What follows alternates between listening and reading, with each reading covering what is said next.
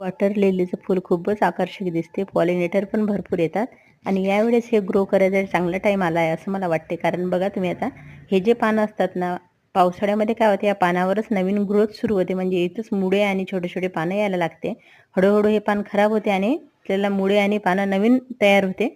अशा प्रकारे मी काही पानं आहे ना, याच्यात काढून ठेवले आहे. थोडं कोकोपीट टाकून बघितलं होतं आणि वॉटर लिलीच्या टबमधलंच पाणी घेतलं, कारण त्या पाण्यामध्ये लवकर ग्रो होईल आणि पावसाच्या पाण्यामुळे पण लवकर ग्रो होतात. बघा आता प्रत्येक याच्यावर मुळ्या तयार झालेल्या आहे.